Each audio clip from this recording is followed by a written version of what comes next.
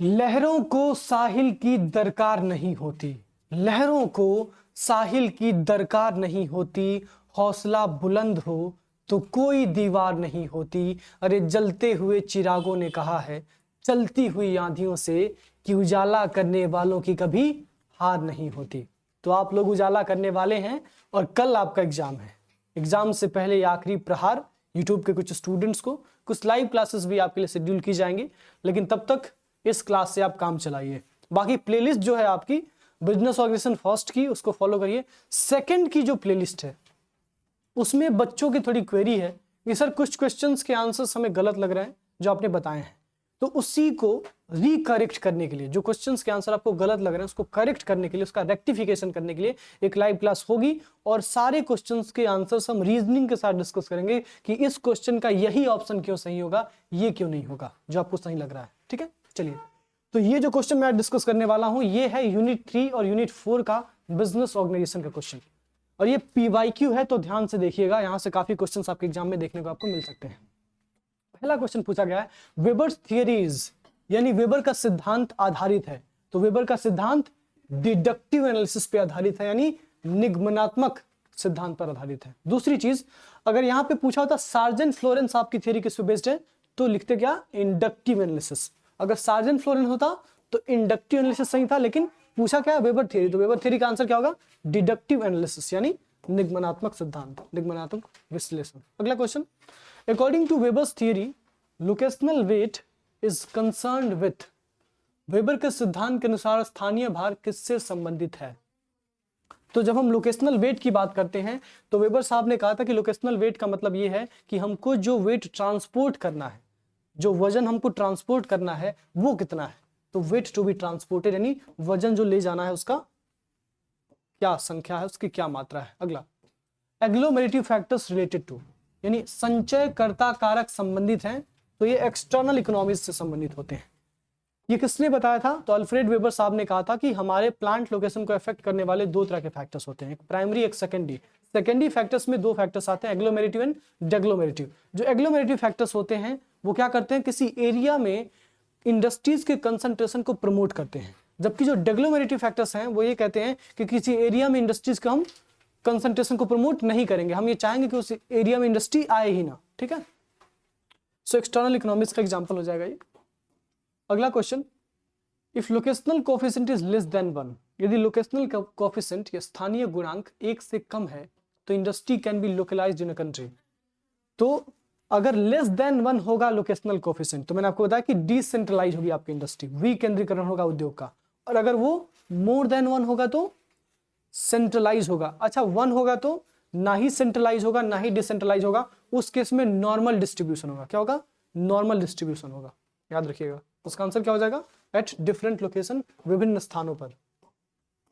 अगला question, question number 5, in ship manufacturing the type of layout is preferred is, जहाज निर्माण में पसंद किए जाने वाले लेआउट का प्रकार है तो फिक्स पोजीशन लेआउट। क्यों, क्योंकि जहाज में जो मटेरियल्स लगते हैं, जो एलिमेंट्स, जो कंपोनेंट्स लगते हैं, उनकी वजन बहुत ज्यादा होती है, तो उसको हम एक जगह से दूसरी जगह पे जल्दी उठा के नहीं रख सकते हैं, इसलिए उसका एक पोजीशन क्या करते हैं, फिक्स कर देते हैं कि आपका पोजीशन यही रहेगा। This is called fix position layout. अच्छा एक जगह और यूज किया जाता है, दैट इज एयरलाइन इंडस्ट्री। जब एरोप्लेन की मैन्युफैक्चरिंग होती है तो वहां भी कौन सा यूज किया जाता है, फिक्स पोजीशन लेआउट।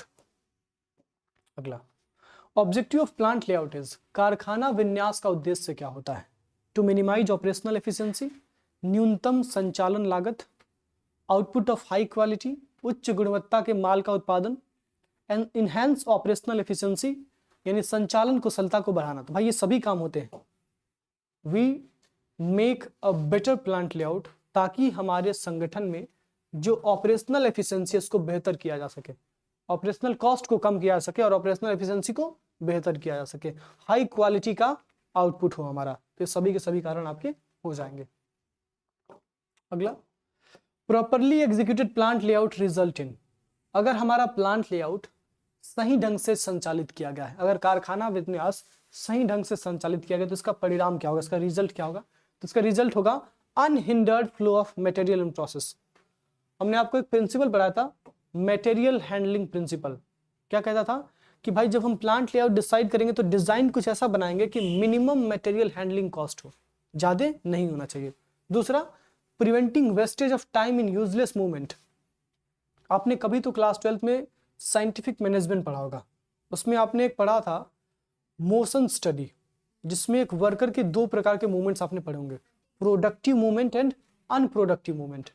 तो ये कह रहा है कि भाई लेआउट ऐसा बनाओ कि वर्कर को एक चीज की को लेने के लिए बार बार दौड़ के ना जाना पड़े, क्योंकि उसका टाइम बचेगा, वो काम पे ज्यादा कंसंट्रेट कर पाएगा, दौड़ा भागी में नहीं रहेगा। ठीक है, अगला, increasing efficiency and satisfaction of worker. Workers की दक्षता को बढ़ाना है, श्रमिकों की दक्षता को बढ़ाना है और श्रमिकों की संतुष्टि को बढ़ाना है।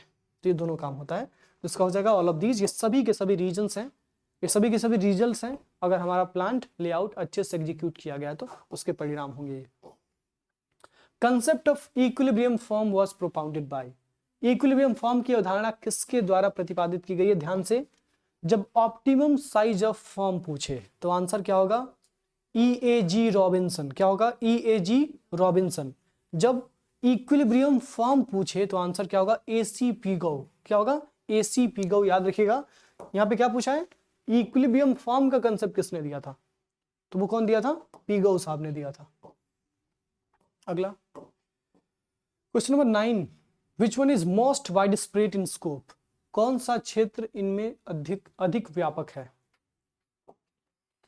तो इंडस्ट्री सबसे बड़ी इंडस्ट्री होती है। मैंने आपको कल चैप्टर पढ़ाया था पूरा सारथी में, क्या पढ़ाया था हमने कि सबसे छोटा होता है प्लांट, उससे ऊपर होता है फॉर्म, उससे ऊपर होता है इंडस्ट्री। प्लांट का मतलब एक बिजनेस की एक फैक्ट्री, और फॉर्म का मतलब वो बिजनेस जो बहुत सारी फैक्ट्रीज को कंट्रोल कर रहा है, और इंडस्ट्री मतलब जिसके अंदर बहुत सारे बिजनेसेस आ जाएंगे। ठीक है, तो इंडस्ट्री के अंदर बहुत सारे बिजनेसेस आएंगे और बिजनेसेस के अंदर बहुत सारे प्लांट आएंगे। इंडस्ट्री के अंदर फॉर्म आएगा और फॉर्म के अंदर प्लांट आएगा। तो सबसे ब्रॉडर स्कोप किसका है? इंडस्ट्री का है, उद्योग का है। अगला, in which form the combination is complete. तो हमने 3 प्रकार के फॉर्म ऑफ कॉम्बिनेशन कल पढ़े थे। अच्छा ध्यान से, टाइप ऑफ कॉम्बिनेशन अलग है और फॉर्म ऑफ कॉम्बिनेशन अलग है। एग्जाम में अगर टाइप ऑफ कॉम्बिनेशन पूछे तो आंसर क्या लिखेंगे? Horizontal combination, vertical combination, circular और मिक्स्ड कॉम्बिनेशन, लैटरल कॉम्बिनेशन और डायगोनल कॉम्बिनेशन, ये सब होगा। लेकिन यहाँ फॉर्म पूछे तो कितने होंगे? 3, मेन तो 3 ही है। सबसे पहले एसोसिएशन, दूसरा है फेडरेशन और तीसरा है आपका कंसोलिडेशन। एसोसिएशन में 3 चीजें, कौन कौन सा? Chamber of commerce, trade association and informal agreement, अनौपचारिक समझौते। दूसरा क्या है? फेडरेशन, 2 होते इसमें, पूल और कार्टल्स। फिर तीसरा है कंसोलिडेशन, इसमें 2 प्रकार हैं, पार्शियल कंसोलिडेशन और कंप्लीट कंसोलिडेशन। पार्शियल कंसोलिडेशन के 3 प्रकार, कौन कौन से? होल्डिंग कंपनी और community of interest and trust. और कंप्लीट कंसोलिडेशन के 2 एग्जांपल, मर्जर और अमालगमेशन। ठीक है, चलिए, तो इसका आंसर क्या होगा? पूछा कि किसमें कॉम्बिनेशन कंप्लीट होता है, तो किसमें होता है भाई? मर्जर में होता है और अमालगमेशन में होता है, तो विलय में हो जाएगा, पूर्ण संयोजन। अगला, if a cloth mill, if cloth will combines with a cloth and sugar mill, it will be called. अगर क्लॉथ मिल, अगर कपड़ा मिल किसी कपड़े और चीनी मिल के साथ समझौता करता है, मिल जाता है, संयोजन कर लेता है, तो हम क्या कहेंगे? इसको हम कहेंगे सर्कुलर कॉम्बिनेशन। याद रखिएगा, सर्कुलर कॉम्बिनेशन के 2 और नाम है, मिक्स्ड कॉम्बिनेशन भी कहते हैं इसे हम, और कॉम्प्लीमेंट्री कॉम्बिनेशन भी कहते हैं। सर्कुलर कॉम्बिनेशन क्या होता है? एक ऐसा कॉम्बिनेशन जिसमें हम डिफरेंट काइंड्स ऑफ इंडस्ट्रीज साथ में आती हैं, डिफरेंट काइंड ऑफ इंडस्ट्री जो डिफरेंट काइंड ऑफ प्रोडक्ट को बना रही है, एक शुगर बना रही है, एक पेपर बना रही है, एक चीनी बना रही है, चीनी का क्या नाम है उसका, क्लॉथ बना रही है, कपड़ा बना रही है, सब साथ में आएंगे तो this is called circular combination. चलिए अगला question, question number 12, rationalization deals with, युक्तिकरण से संबंधित है। तो पहला है technological aspect of manufacturing only. हाँ, टेक्नोलॉजिकल एस्पेक्ट से तो डील करता है भाई आपका रेशनलाइजेशन। वेस्टेज को भी कम करने की कोशिश करता है रेशनलाइजेशन। लेकिन वैसे देखा जाए तो लेस रिक्वायरमेंट ऑफ कैपिटल कहीं लिखा नहीं है, लेकिन क्योंकि 2 ऑप्शन सही हैं तो मान के चलेंगे क्या कि तीसरा भी सही होगा, जबकि तीसरा सही नहीं है। I am not agree with this option C, क्योंकि ये किताब में नहीं है, और रेशनलाइजेशन के कंसेप्ट में भी लेस रिक्वायरमेंट ऑफ कैपिटल की बात नहीं लिखी गई है। ये लिखा गया भाई कैपिटल ज्यादा लगाएंगे तभी तो बिजनेस जगत हमारा बड़ा होगा, तभी तो हमारे देश की इकोनॉमिक सिस्टम आगे बढ़ेगी। तो इसका आंसर क्या मान के चलेंगे आप? All of these. ठीक है, ये सभी के सभी हो जाएंगे, उपयुक्त सभी। अगला, the worst danger of rationalization is, युक्तिकरण का सबसे बड़ा खतरा कौन सा है? क्रिएशन ऑफ मोनोपोलीज यानी एकाधिकार का निर्माण, ये इसका सबसे बड़ा खतरा है, डी हो जाएगा। अगला question number 14, an agreement among firms in a market about quantities to produce और price to charge is called.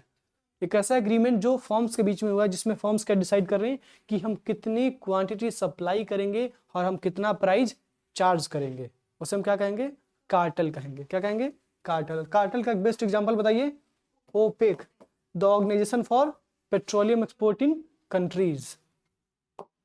अगला iron and coal are example of, क्या आयरन और कोल हर जगह मिलते हैं, लोहा और कोयला नहीं।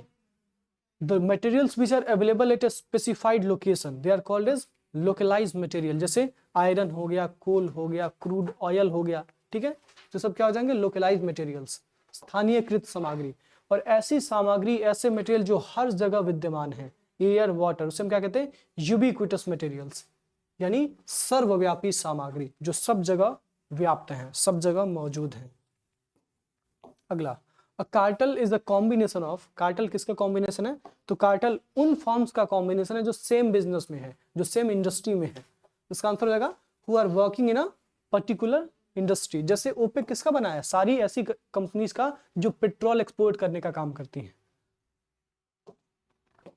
अगला question, the combination of firms in which successive stage of the same industry में बी रेफर्ड एज। एक ही उद्योग के क्रमिक चरणों में फर्मों के संयोजन को संदर्भित किया जा सकता है। हॉरिजॉन्टल कॉम्बिनेशन यानी क्षैतिज एकीकरण, वर्टिकल इंटीग्रेशन यानी ऊर्ध्वाधर एकीकरण, फॉरवर्ड इंटीग्रेशन यानी फॉरवर्ड एकीकरण, या बैकवर्ड इंटीग्रेशन यानी बैकवर्ड एकीकरण। इसका आंसर क्या होगा बताइए, इसका आंसर होगा वर्टिकल इंटीग्रेशन। वर्टिकल इंटीग्रेशन में याद क्या रखना है, जब दो लोग जो सक्सेसिव स्टेज में काम कर रहे हैं, सक्सेसिव स्टेज का मतलब क्या है, कोई हमसे ऊपर है, हम उसके नीचे हैं, कोई हमसे नीचे है, कोई उससे भी नीचे है। सबसे ऊपर कौन आता है, जो रॉ मटेरियल को देता है, किसको देगा, मैन्युफैक्चरर को। अगर सप्लायर और मैन्युफैक्चरर कॉम्बिनेशन कर रहे हैं, this is called vertical combination, because they are working at the different stage of production. ये प्रोडक्शन के डिफरेंट स्टेजेस पे काम कर रहे हैं। मैन्युफैक्चरर होलसेलर के बीच में हो तो ये भी डिफरेंट स्टेज पे काम कर रहे हैं। ये प्रोडक्ट बनाता है और ये होलसेलर क्या करता है, बल्क में खरीदता है, और होलसेलर रिटेलर करेंगे तो ये भी क्या होगा, वर्टिकल कॉम्बिनेशन ही होगा। अच्छा मान लो मैन्युफैक्चरर करें, हॉरिजॉन्टल कॉम्बिनेशन, सप्लायर सप्लायर करें, हॉरिजॉन्टल कॉम्बिनेशन, होलसेलर करे, हॉरिजॉन्टल कॉम्बिनेशन। याद रहेगा ना, इसका आंसर क्या हो जाएगा, वर्टिकल इंटीग्रेशन या वर्टिकल कॉम्बिनेशन, ऊर्ध्वाधर एकीकरण। अगला question, a measure of the size of business unit is not expressed in terms of. हमने पढ़ा था कल, बिजनेस यूनिट की साइज नापने के दो तरीके हैं, इनपुट के बेसिस पे या आउटपुट के बेसिस पे। इनपुट मतलब हमने जो लगाया, हम क्या लगाते हैं, हम कैपिटल लगाते हैं, हम मशीन लगाते हैं, हम एसेट लगाते हैं, हम लोगों को लगाते हैं, वर्कर्स लगाते हैं, एम्प्लॉयज लगाते हैं। दूसरा हम क्या आउटपुट निकालते हैं, हम सामान बनाते हैं, गुड्स बनाते हैं, गुड्स की क्वांटिटी और गुड्स का वैल्यू कितना है, मतलब आप जो सामान बना रहे हैं उसकी मूल्य कितनी है और कितना संख्या है, कितनी मात्राएं हैं। तो दो चीजों से डिसाइड होता था, इनपुट और आउटपुट के बेसिस पे। तो भाई नेटवर्क क्या है, इनपुट है, इससे डिसाइड होगा। पूछा क्या गया है कि किससे डिसाइड नहीं होगा साइज ऑफ बिजनेस यूनिट, तो वॉल्यूम ऑफ आउटपुट, आउटपुट में आ जाएगा, डिसाइड होगा इससे। कैपिटल एम्प्लॉयड, ये भी वॉल्यूम ऑफ आउटपुट इनपुट में आ जाएगा, हमने कितना कैपिटल लगाया है। बट लोन हमने कितना लिया, ये कहीं था क्या पॉइंट में, नहीं, तो इसका आंसर डी हो जाएगा, उधार लिया गया ऋण। अगला, Which of the following is not a type of pool in combination? चार प्रकार के पूल थे, कौन कौन से, market pool, output pool, traffic pool, income and profit pool. Market pool, output pool, income and profit pool and traffic pool. अब इसमें से मैनेजमेंट पूल तो नहीं था ना, तो पूछा क्या गया कि कौन सा पूल नहीं है, तो मैनेजमेंट पूल नहीं है, ठीक है, प्रबंधन पूल नहीं है। अगला question, small scale unit is measured in terms of. Small scale unit को किस टर्म से मेजर किया गया है, तो मैंने आपको बताया स्मॉल स्केल यूनिट की जब भी बात करेंगे तो हमको कहाँ जाना पड़ेगा, MSMED एक्ट को समझना पड़ेगा, micro small and medium enterprises development act 2006। ये कहता है कि भाई किसी भी इंडस्ट्री की साइज या तो माइक्रो हो सकती है, या स्मॉल हो सकती है, मीडियम हो सकती है। अगर वो हमारे एक्ट के अंदर आ रहा है तो हम डिटरमाइन कैसे करेंगे, on the basis of capital invested in the machines and assets, ठीक है। तो इसका आंसर क्या हो जाएगा, कैपिटल एम्प्लॉयड यानी नियोजित पूंजी कितनी है, इससे हम डिसाइड कर पाएंगे कि हमारा जो बिजनेस है छोटे पैमाने पे है कि बड़े पैमाने पे है। अगला, in a layout where similar machines are placed in one department according to operation. जब भी ऑपरेशन आएगा तो आंसर क्या होगा? Process layout. अगर यहाँ पे प्रोडक्ट होता तो क्या होता? Product layout. ठीक है, उसका आंसर होगा प्रक्रिया विन्यास। ऐसा कारखाना विन्यास जिसमें संचालन के अनुसार एक प्रकार की मशीनें एक ही विभाग में रखी जाती हैं, उसे हम प्रक्रिया विन्यास कहते हैं।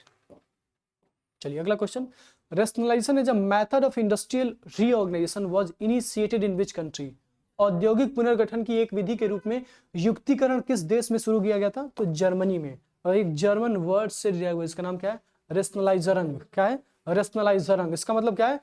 N act endowed with a region, एक काम जिसके पीछे एक कारण है, एक काम जिसके पीछे एक रैशनल है, कारण है।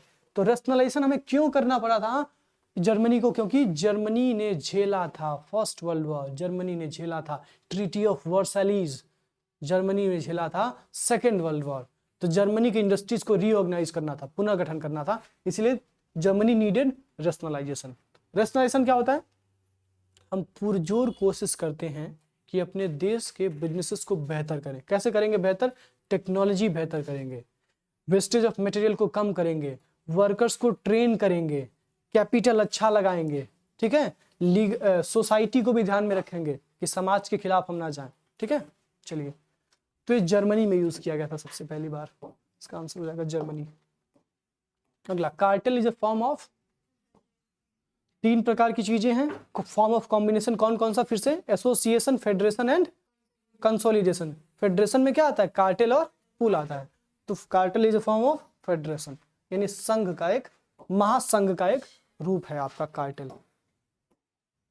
अगला, complete consolidation is a class of business combination में इंक्लूड। कंप्लीट कंसोलिडेशन, तो भाई दो ही होता है कंप्लीट कंसोलिडेशन, या तो मर्जर या तो अमालगमेशन। यहाँ पे एक्विजिशन दिया, एक्विजिशन मतलब क्या होता है? अधिग्रहण। जैसे जब कोई एक कंपनी किसी दूसरी कंपनी को खा जाती है, निगल लेती है, उसे हम क्या कहते हैं?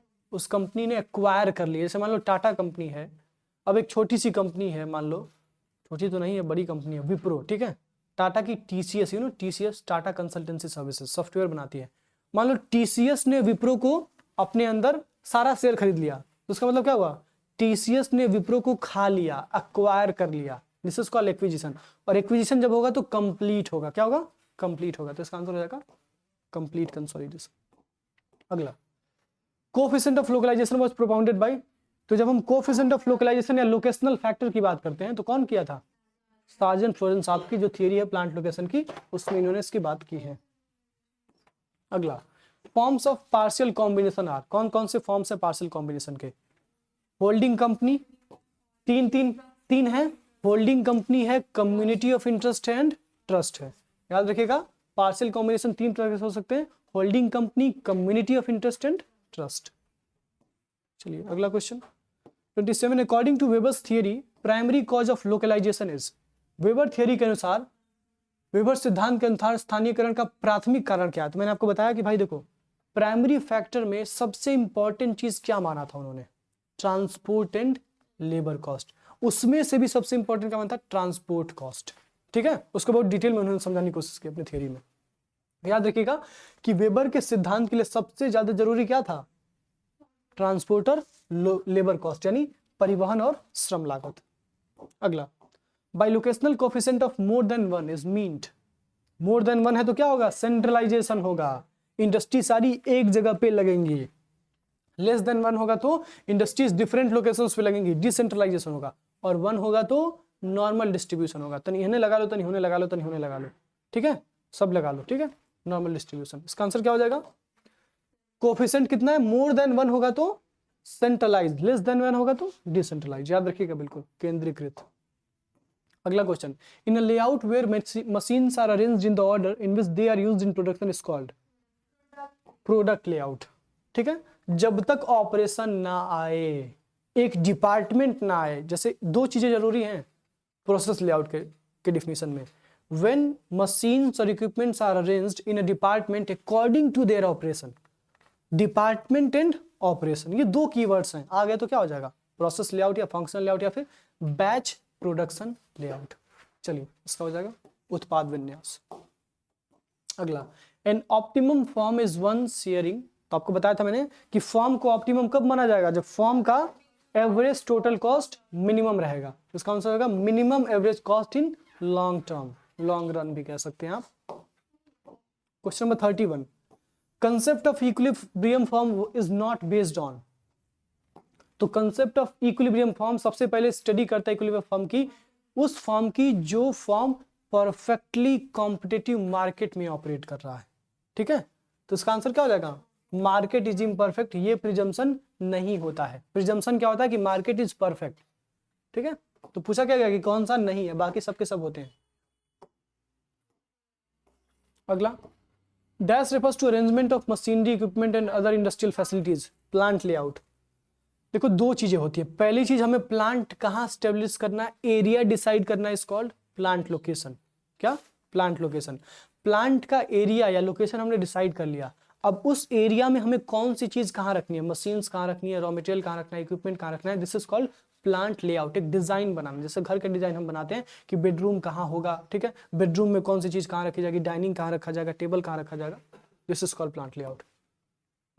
चलिए, संयंत्र लेआउट कहते हैं इसको हिंदी में, बड़ा प्रचंड शब्द है जी, नहीं, संयंत्र लेआउट। अगला क्वेश्चन, तो अच्छा काहे लेआउट, इसका भी हिंदी देना चाहिए ना, बेईमानी होगा हिंदी वाले के साथ। चलो, dash function develops a physical relationship between inputs and outputs. Production, आपने बचपन में प्रोडक्शन फंक्शन पढ़ा था, क्या पढ़ा था प्रोडक्शन फंक्शन में, production function establishes a functional relationship, क्रियात्मक समूह संबंध, किसके बीच में, इनपुट और आउटपुट के बीच में।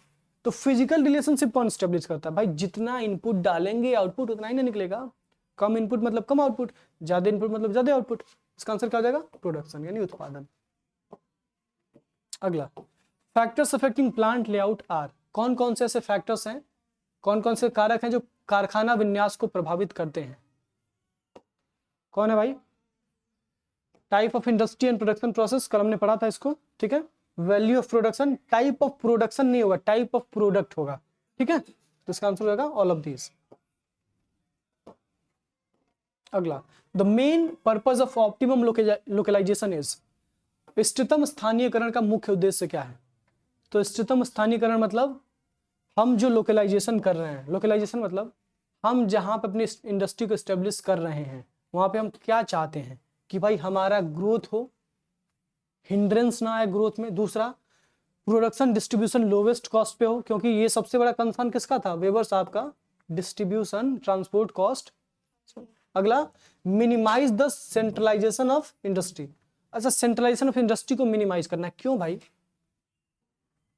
जब इंडस्ट्री सेंट्रलाइज होती है तो उसका मार्केट भी क्या होता है, सेंट्रलाइज होता है। जब इंडस्ट्री डिसेंट्रलाइज होती है थोड़ी सी, तो मार्केट भी उसका बड़ा होता है, तो जाहिर सी बात है इसका आंसर क्या हो जाएगा, ऑल ऑफ दीज। ये सभी के सभी जरूरी हैं अगर आपका इंडस्ट्री का आप ऑप्टिमम लोकलाइजेशन चाहते हैं तो। अगला, which of the following is not an aspect of rationalization, तो टेक्नोलॉजिकल एस्पेक्ट होता है, ऑर्गेनाइजेशनल एस्पेक्ट होता है, सोशल एस्पेक्ट होता है, लीगल एस्पेक्ट नहीं होता है। तो इसका आंसर क्या हो जाएगा, लीगल एस्पेक्ट। ठीक है, कानूनी पहलू नहीं होता है एकत्रीकरण के पहलू में। चलिए अगला question, dash type of layout is also known as functional layout. तो भाई प्रोसेस लेआउट को हम बैच प्रोडक्शन लेआउट भी कहते हैं और फंक्शनल लेआउट भी कहते हैं। तो इसका हो जाएगा प्रोसेस लेआउट, प्रक्रिया विन्यास। अगला, factors which lead to dispersal of industries unit is known as, कौन से ऐसे फैक्टर्स है जिनकी वजह से इंडस्ट्रीज एक जगह पे कंसंट्रेटेड नहीं होती है, उनको डिस्पर्स होने पे मजबूर कर दिया जाता है, तो होते हैं डिग्लोमेरेटिव फैक्टर। डी से डिस्पर्सल, डी से डिग्लोमेरेटिव। अच्छा, डिस्पर्सल के डिस्ट्रीब्यूशन भी बोल सकता है, डिफरेंट लोकेशन भी बोल सकता है, तो आंसर क्या होगा, डिग्लोमेरेटिव। अच्छा, कंसंट्रेशन पूछे तो क्या होगा, एग्लोमेरेटिव। जो फैक्टर्स इंडस्ट्रीज को एक जगह पे रहने के लिए मजबूर करते हैं उसे हम एग्लोमेरेटिव फैक्टर कहते हैं। They are the external economies, while जो फैक्टर्स इंडस्ट्रीज को अलग अलग लोकेशंस पे जाने के लिए मजबूर करते हैं, they are the deglomerative factors because they are the external diseconomies. क्या है वो, एक्सटर्नल डिसइकोनॉमीज है। इसका आंसर क्या हो जाएगा, क्या होगा आंसर इसका, डेग्लोमेरेटिव फैक्टर्स, डेग्लोमेरेटिव कारक। अच्छा, किसने दिया था डेग्लोमेरेटिव फैक्टर का कंसेप्ट, अल्फ्रेड वेबर। किसने, अल्फ्रेड वेबर। सेकेंडरी फैक्टर में आएंगे उनके प्लांट लोकेशन के, भूल गया क्या। अगला, which among the following is the primary factor. Primary factor में क्या है भाई, अवेलेबिलिटी ऑफ रॉ मटेरियल, सबसे जरूरी चीज है कि रॉ मटेरियल है कि नहीं जहां पे हम इंडस्ट्री एस्टेब्लिश करने वाले हैं, तो इट इज प्राइमरी फैक्टर। बाकी सब क्या है, ये सब के सब सेकेंडरी फैक्टर्स हैं, ये भी फैक्टर, लेकिन पूछा क्या गया है प्राइमरी फैक्टर कौन सा, तो प्राइमरी में आ जाएगा, बाकी सब सेकेंडरी में आ जाएंगे। अगला, a market structure characterized by a single seller selling a unique product in the market is known as, उसे हम कहते हैं मोनोपोली, यानी एकाधिकार। जब एक मार्केट है जिसमें एक ही सेलर है जो एक विशेष प्रकार के प्रोडक्ट को बेच रहा है, तो उसे हम मोनोपोली मार्केट कहते हैं, एकाधिकार बाजार कहते हैं। तो स्टूडेंट्स, ये थे आपके 40 क्वेश्चंस जो आपके लास्ट ईयर आपके एग्जाम में पूछे गए थे। मोस्ट इंपॉर्टेंट क्वेश्चंस हैं, बिल्कुल भी इनको हल्के मत लीजिएगा। अच्छा, एक चीज और, आपकी अभी एक लाइव क्लास होने वाली है, मैं आपसे बता दे रहा हूँ, लाइव क्लास होने वाली है। लाइव क्लास जैसे ही शेड्यूल होगी, आपका जो सारथी फॉर बीकॉम फर्स्ट सेमेस्टर का व्हाट्सएप ग्रुप है उसमें भेज दिया जाएगा। जो बच्चे अभी तक व्हाट्सएप ग्रुप से ऐड नहीं हुए हैं, वो व्हाट्सएप ग्रुप का लिंक दिया गया आपके डिस्क्रिप्शन बॉक्स में, आपसे क्लिक करके आप व्हाट्सएप ग्रुप से ऐड हो जाएगा। दूसरी चीज, व्हाट्सएप ग्रुप में ऐड होने के बावजूद भी कुछ बच्चे लाइव में नहीं आ रहे हैं, तो भाई जैसे ही लाइव शेड्यूल होगा आपको लिंक शेयर किया जाएगा, ऐड हो जाइएगा, लाइव में आ जाइएगा और अपने कॉलेज के फ्रेंड्स तक शेयर कर दीजिएगा, क्योंकि आपके जो कॉलेज के फ्रेंड्स हैं हो सकता है उदास होंगे, हताश होंगे, भाई कल एग्जाम है क्या पढ़ें। एग्जाम में छपेगा वही जो आज पढ़ाया जाएगा, याद रखिएगा। बाकी सारथी वाले बच्चे बहुत पहले वो सब कुछ पढ़ चुके हैं जो एग्जाम में आने वाला है, अब आपको आज ही पढ़ना है, ये आपकी डिमेरिट है। अब तो सारथी अगर आप चाहें तो ज्वाइन कर सकते हैं, अभी भी टारगेट गुरुकुल लैब पे सारथी आपका अवेलेबल है, आप ज्वाइन कर सकते हैं। अगर आपने नहीं ज्वाइन किया तो भी कोई बात नहीं, आपकी लाइव क्लास होगी, उसको अटेंड करिएगा और उसमें सारी चीज़ों को याद कर लीजिएगा। थोड़ा मुश्किल है केवल एमसीक्यूज के आंसर्स रटना, ठीक है, जब तक कंसेप्ट पता ना हो। इसलिए सारथी का जो कंटेंट बाकी था उन्हें कल 2.5 घंटा लगा के कंप्लीट किया। अगर नहीं कंप्लीट किया तो एक को समझ में आता, का नहीं समझ में आता ना। इसलिए it is very important to have the strength on your concept, अगर वो नहीं है तो समझ में नहीं आएगा। दैट्स इट, बाकी मिलते हैं नेक्स्ट वीडियो में।